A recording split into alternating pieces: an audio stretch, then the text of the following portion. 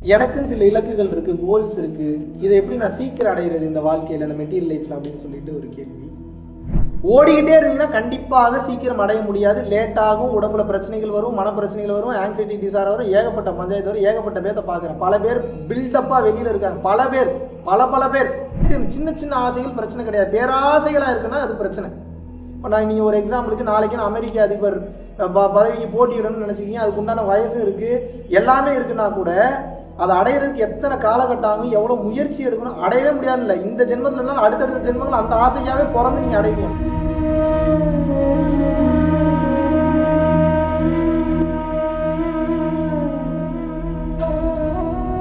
மகாவிஷ்ணு தம்பியை எனக்கு ரொம்ப வருஷமாக தெரியும். அவர் ஒரு ஸ்டேஜ் பர்ஃபார்மராக நான் ரொம்ப வியந்து பார்த்துருக்கேன். ஆனால் இன்றைக்கி ஒரு குருவாக இருந்து இத்தனை பேரை பயிற்சி கொடுக்குறதுல எனக்கு ரொம்ப சந்தோஷமாக இருக்குது. ஒரு தாயோட மனநிறைவோடு நான் பார்த்து ரசிச்சிட்ருக்கேன். ஏன்னா நான் கேட்க நினைக்கிற கேள்விகளை எல்லாரும் கேட்டுட்டாங்க. ஸோ இது என்னோடய ஃபீட்பேக். இன்றைக்கி வந்தது எப்படி இருக்கும் அப்படின்னு எல்லோரும் கேட்டாங்கன்னா எனக்கு யூஸ்ஃபுல்லாக இருக்குது. ஏன்னா ஒரு 2 வருஷத்துக்கு முன்னாடி அம்மா இறந்துட்டாங்க, ஒரு 4 மாதத்துக்கு முன்னாடி அப்பா இறந்துட்டார். ஒரு மாதிரி ஸ்ட்ரெஸ்ஸாக இருந்தது. இன்றைக்கி வந்ததில் கொஞ்சம் அவர் சொன்ன மாதிரி தான் உடம்புல இருந்த அத்தனை குப்பையும் வெளியில் கொட்டி ஒரு மாதிரி க்ளீனான ஒரு ஃபீல் இருக்குது. அடுத்தடுத்த பயிற்சியில் இன்னும் நல்லா கிளியர் ஆகிடுவேன்னு நம்பிக்கை இருக்குது. தேங்க்யூ தம்பி, தேங்க்யூ. குருவே சரணம். அனைவருக்கும் வணக்கம். எனக்குன்னு சில இலக்குகள் இருக்குது, கோல்ஸ் இருக்குது. இதை எப்படி நான் சீக்கிரம் அடைகிறது இந்த வாழ்க்கையில், இந்த மெட்டீரியல் லைஃப்பில் அப்படின்னு சொல்லிட்டு ஒரு கேள்வி. இதுக்கு ரொம்ப ஓப்பனான விடை என்ன அப்படின்னா, நீங்கள் உங்கள் வேலையை மட்டும் பாருங்கள், சும்மா இருங்க, பதட்டம் இல்லாமல் இருங்க. அப்போ தான் சீக்கிரம் அடைய முடியும்.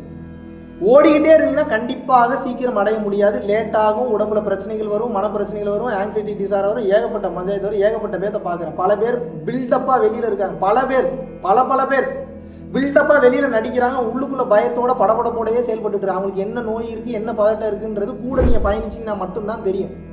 வெளியே இருக்கும் அந்த குணத்தை, வெளியே இருக்கும் தோற்றத்தை பார்த்து நீங்கள் ஏமாந்து போகாதீர்கள், ஏமாந்து விடாதீர்கள்.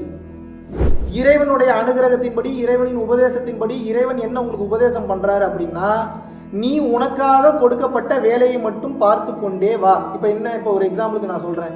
இப்போ ஒருத்தர் சினிமா துறையில் இருக்கிறாருன்னு வச்சுப்போம்.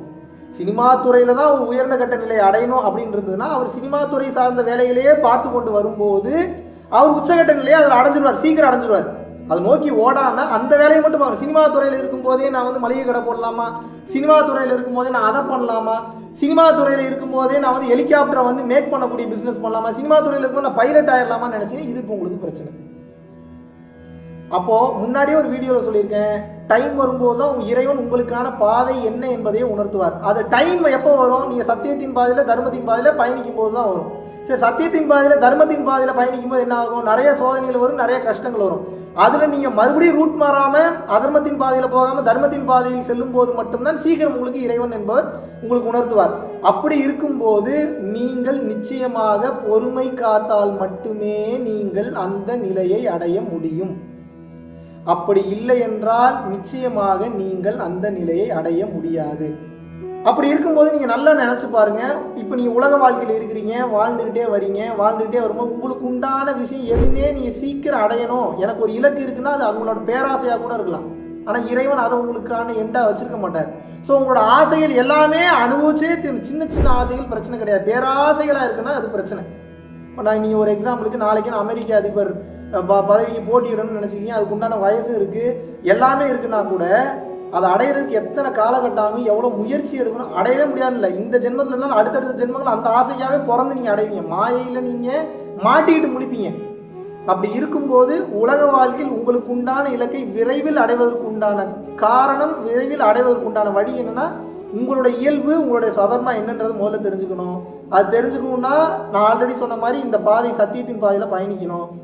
அது இறைவன் உங்களுக்கு உண்டான தகுதி வரும்போது தான் உணர்த்துவார். அதற்கு பொறுமை என்பது மிகவும் அவசியம்.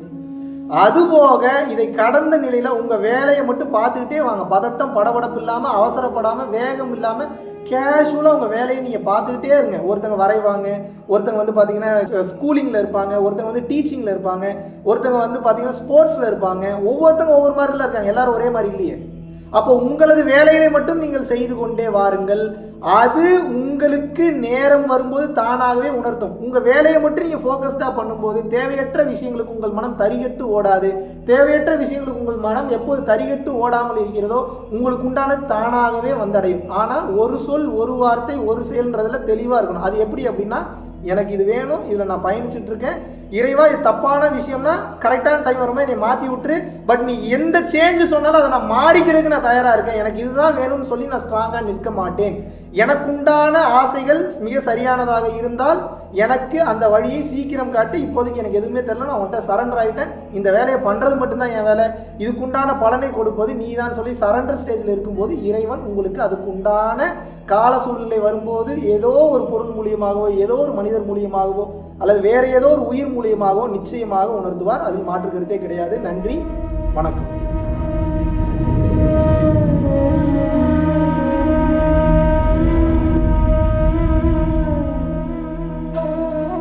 பல லட்சம் மக்களுக்கு உணவளித்து அவர்களுடைய பசிப்பினியை ஆற்றுவதற்குண்டான ஒரு மாபெரும் வாய்ப்பை அந்த பிரபஞ்சமும் மக்களாகி நீங்களும் இன்றைக்கு நமது அறக்கட்டளைக்கும் அறக்கட்டளையினுடைய நிர்வாகிகளுக்கும் மற்றும் தன்னார்வ தொண்டர்களுக்கும் நீங்கள் வழங்கியிருக்கின்றீர்கள். அதன் மூலியமாக பல உயிர்களுக்கு அன்னதானம் பண்ணிட்டு இருந்திருக்கோம். பல உயிர்களுக்கு பார்த்தீங்கன்னா வஸ்திர தானம், துணிமணி எடுத்து கொடுத்துருக்கோம்.